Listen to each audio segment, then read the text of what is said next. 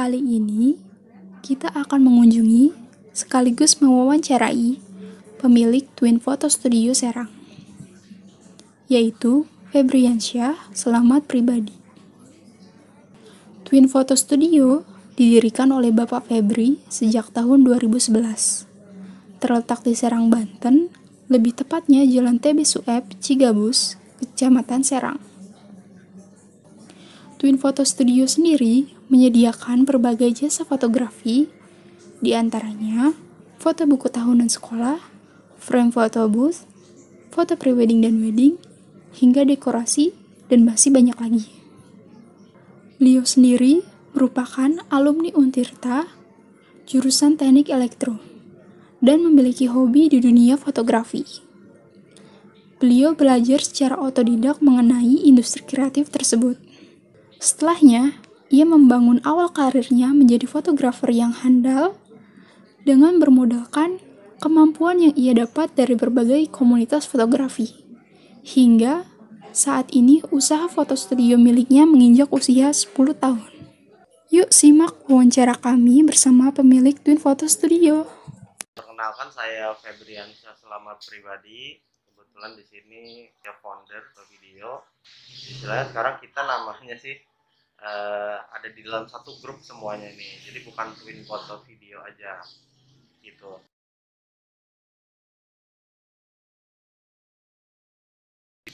Sejarah berdirinya kita cerita dari awal deh.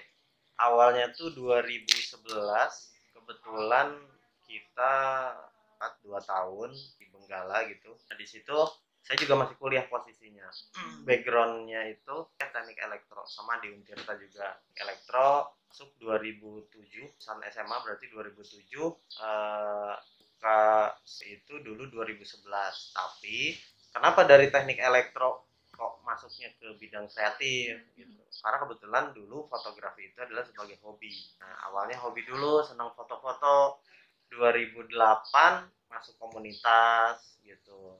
Tapi memang backgroundnya sebelum itu saya udah nyobain kamera analog kayak gitu-gitulah pokoknya. Jadi ini akhirnya dari zaman SMA udah nyobain analog, ini jadi hobi motret dulu. Jadi 2008, 9, 10, 11 berarti ada waktu 3 tahunan saya buat belajar hingga akhirnya benar-benar istilahnya buka lah video itu, memberanikan diri untuk buka. Nah, di perjalanannya sih sebetulnya saya cuma foto-foto teman-teman dulu, foto model-model lah, biasalah kayak gitulah pokoknya.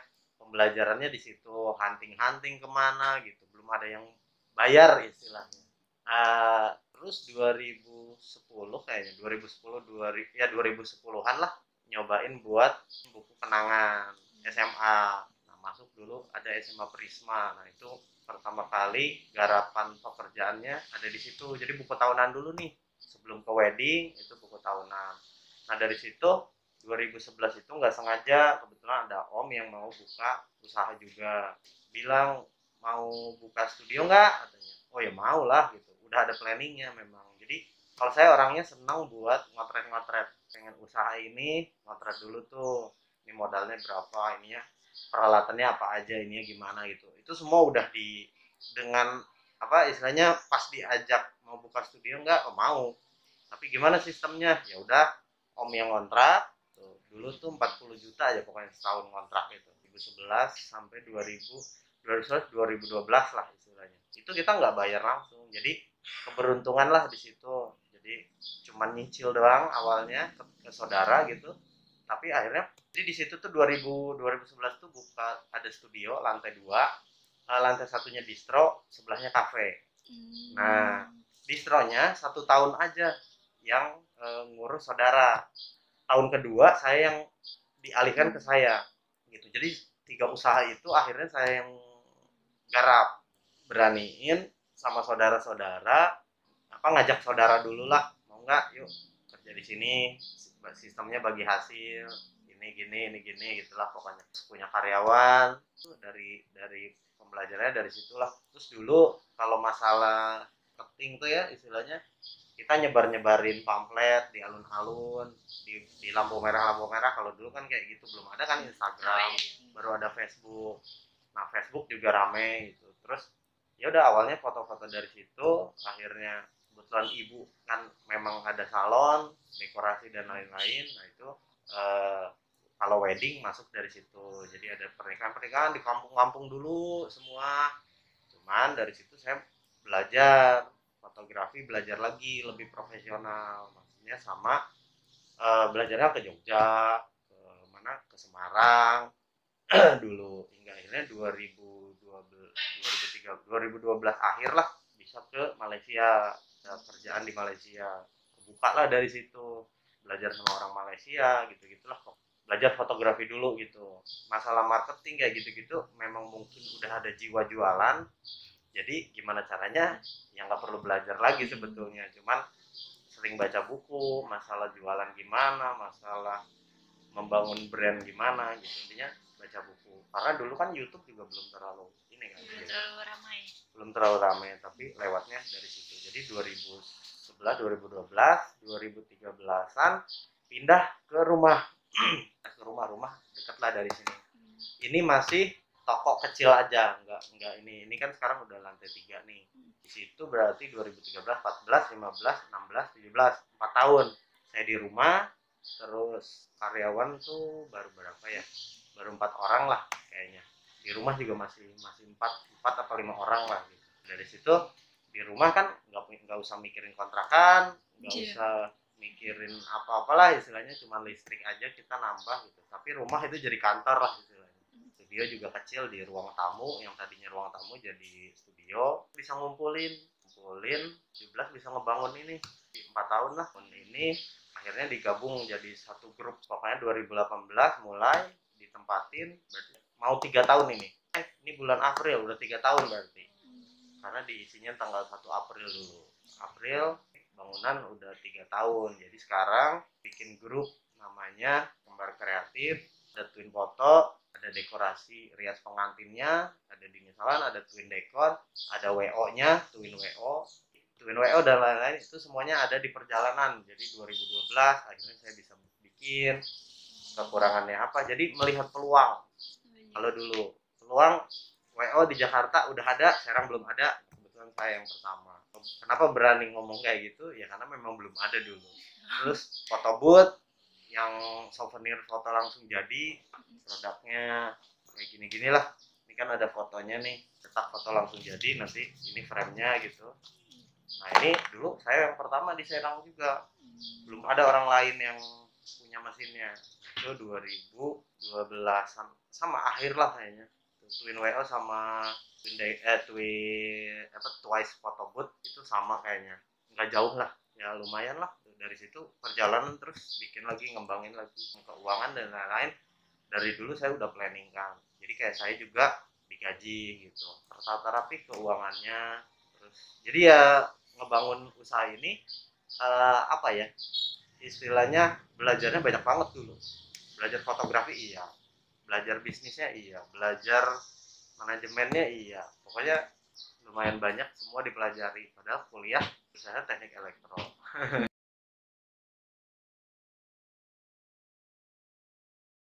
Awalnya hobi yang buka pintu rezeki.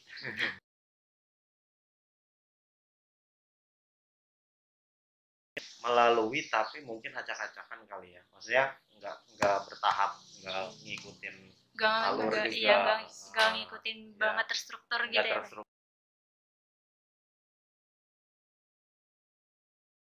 Itu ya beberapa tahun yang lalu lah, berarti kan tahapannya yang pasti namanya dari hobi ya udah ngoprek dulu, ngoprek tahu, terus akhirnya bisa beli alatnya gitu kan. Dari situ berarti pasti cari referensi dulu. Nah referensi itu ya kalau dulu sih YouTube nggak terlalu belum banyak lah ya, jadi kita masuknya ke komunitas, belajarnya ada di komunitas dulu. Jadi saya masuk komunitas A, komunitas B tapi tentang fotografi, nanti komunitas ini tentang bisnisnya gitu. Jadi masuk komunitas, kalau kita masuk ke komunitas ketika kita belum punya apa-apa, ada orang yang punya, nah kita belajarnya di situ, nebeng istilahnya. Nih dia udah punya kamera yang lebih bagus nih, nah otomatis kita nanya kan, jadi tahu fiturnya gimana, nyobain lah megang sebentar gitu. Karena dulu juga mahal-mahal kan istilahnya, belum bisa gitu. Jadi nebengnya ke situ. Yang hobi fotografi juga rata-rata punya percetakan, punya itu, jadi saya belajar juga dari situ masalah cetak kayak gimana, masalah apa istilahnya ya, ukuran cetak, terus bahannya apa. Nah, itu pembelajarannya dari situ sih, dari nyoba-nyoba. Kalau tahapan bisnisnya ya pembelajarannya juga sama. Kita istilahnya kalau bisnis itu kan intinya gimana caranya ada pemasukan, ada pengeluaran tercatat, terus ada keuntungan. Ya dasarnya itu udah. Sekarang sih intinya belajarnya mulai lagi dari kita pakai konsultan bisnis kayak gitu-gitulah. Tapi konsultan bisnisnya bukan yang dia yang mikirin, tapi emang kita yang belajar. Oh, jadi dari bapaknya sendiri yang Kita yang belajar bayangannya bisnisnya gitu ya. Karena kan kita udah banyak cabangnya lah sekarang nih gitu.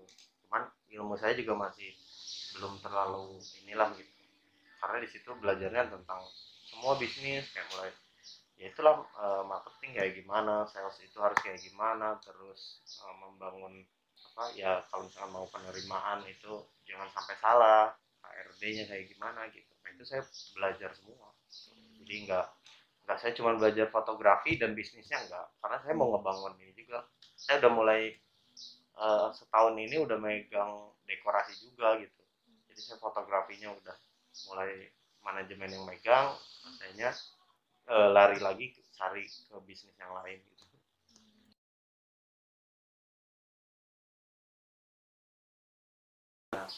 Di perjalanannya sih sebetulnya saya cuma foto-foto teman-teman dulu, foto model-model lah, biasalah kayak gitu lah pokoknya. Pembelajarannya di situ, hunting kemana gitu, belum ada yang bayar istilahnya. Terus 2010 kayaknya, 2010 2000 ya 2010-an lah, nyobain buat bikin buku kenangan SMA. Nah, masuk dulu ada SMA Prisma, maksudnya sama belajarnya ke Jogja, ke mana, ke Semarang dulu, hingga akhirnya 2012 akhir lah bisa ke Malaysia, ada kerjaan di Malaysia, buka lah dari situ, belajar sama orang Malaysia gitu gitulah pokoknya.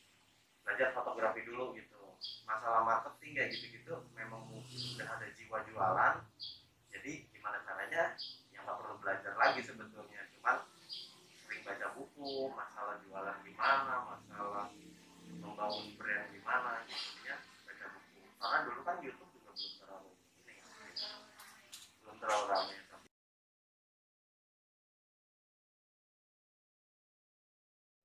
Ya latihannya berarti seiring berjalannya waktu dari awal itu 2008, 2008, 9, 10, 11, 3 tahun itu saya masih apa istilahnya belajar belajar banget lah gitu. Baru memberanikan 2011 memang benar-benar terjun di bidang, memang di bisnisnya gitu.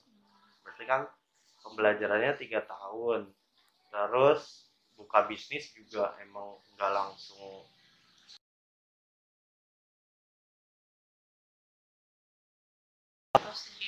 Ide awalnya adalah uh, memang saya agak apa ya, agak melihat ke depan itu dunia industri kreatif agak lumayan bagus. Jadi kenapa saya nggak terlalu memikirkan, saya lulusan teknik elektro, kenapa nggak mau kerja di bidang teknik elektro gitu ya, kerja di pabrik, kerja. Memang saya bukan di situ, passion saya kayaknya bukan itu. Passion saya memang awalnya saya mau mengerjakan sesuatu itu ya karena kenapa saya pengen buka usaha gitu ya, pengen buka bisnis ya karena saya pengen ngatur waktu yang saya punya ini, saya yang ngatur gitu. Jadi nggak mau saya yang diatur gitu waktunya, nggak mau. Tapi ya tetap kan kayak gini juga kita harus ngatur waktu kita. Dan ternyata punya bisnis sendiri itu waktunya lebih kacau. Lebih kacau dalam artian ya kita kan malam masih mikirin tentang bisnis harus kayak gimana gitu, mau tidur aja masih mikirin gitu. Coba kalau kerja di orang lain kan otomatis saya datang ya udah, pulang udah pulang gitu. Kalau ini enggak, ternyata bisa jadi 24 jam itu memang saya mikirin tuh. Jadi sebetulnya lebih berat, tapi ya kalau kita punya waktu sekarang ya lebih enak gitu. Kita mau libur kapan aja bisa, kita mau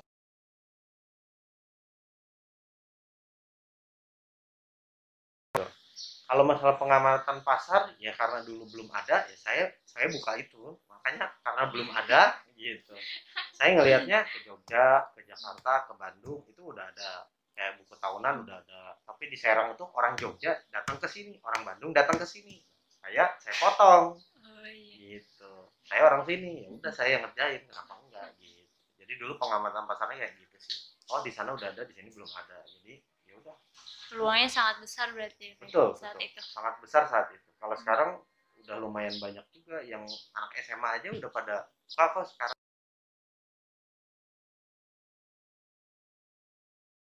Yang pasti ya tentang fotografinya, pengembangannya dia kayak gimana yang lebih ahli gitu. Terus cara dia menjalankan kayak gimana, ya itu memang ditanyain gitu. Akhirnya sekarang ya jadi teman gitu. Dulu mungkin idola, sekarang jadinya teman gitu.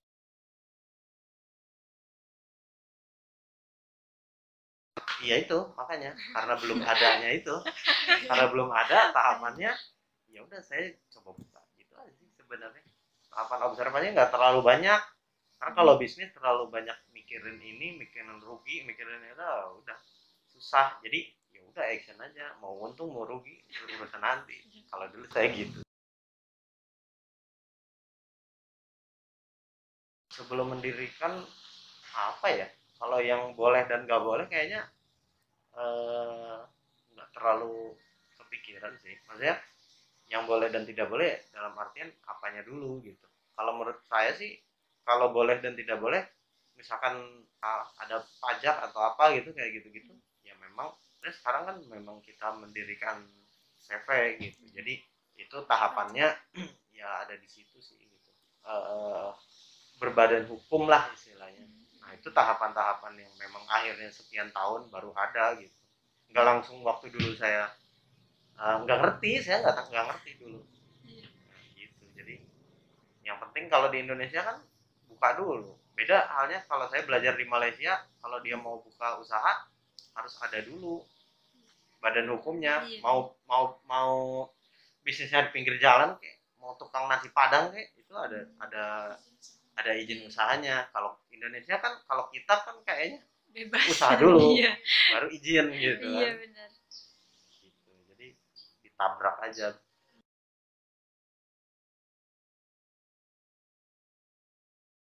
Itu dihandle sendiri semua awalnya. Makanya kenapa semuanya ditulis, supaya apa? Supaya ketika nanti masalah marketing, masalah peralatan, masalah sales, masalah admin gitu semuanya ya itu ditulis semua. Dan yang ngerjain pertama kali ya memang saya semua posisi itu. Ketika saya udah mempercayakan ke orang, ya udah dia tinggal menjalankan apa yang dulu saya jalanin.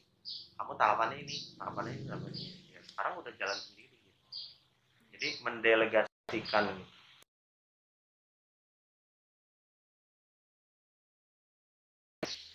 Kalau sekarang ya pengaturan jadwal udah ada yang ngurus. Ya jangan yang pasti kalau proyek misalkan ada pernikahan di luar gitu ya, di lapangan, kita maksimal berapa acara, ya otomatis orangnya ada enggak gitu. Ya kalau misalkan 3 acara, orangnya misalkan ada 6 orang, berarti kan satu acara 2 orang, nah itu udah terpenuhi apa belum.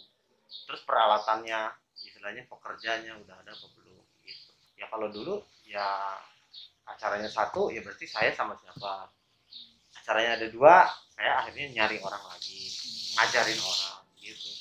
Jadi tahapannya kayak gitu, nggak saya buka buka apa open recruitment gitu, enggak. Dulu saya pasti orang-orang terdekat dulu, malah Jadi yang tadinya OB jadi fotografer utama, sekarang udah buka sendiri malah gitu. Jadi tahapannya dulu sih itu, saya lebih lebih banyak orang-orang terdekat yang bukan ahlinya malah saya ajak gitu.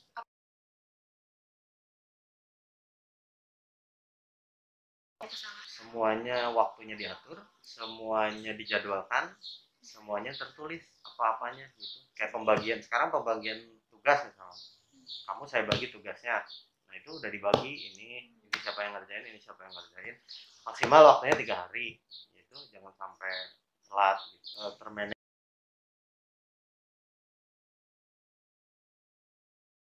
tipsnya ya konsisten sama pelajari semuanya dulu, baru nanti bisa dijalanin semua pasti.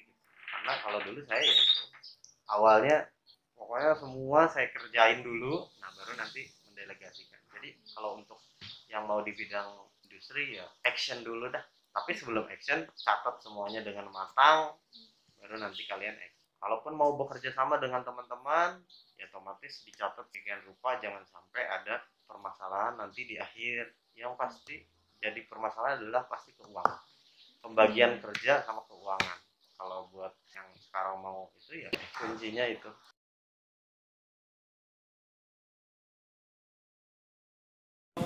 Jadi kesimpulan yang bisa kami sampaikan adalah awalnya Pak Febri memulai usaha Twin Photo Studio itu karena hobinya di bidang fotografi yang merupakan bagian dari industri kreatif.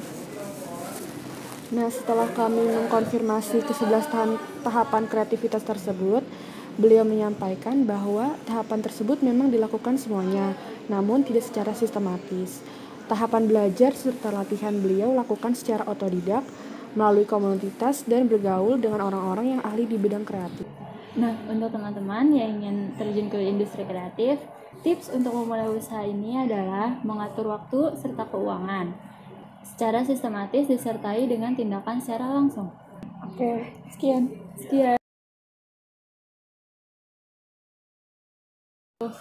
Kalau kalian mau foto di sini aja. Ya guys, bisa datang guys. Fotoin foto studio, khususnya apalagi warga Kota Serang.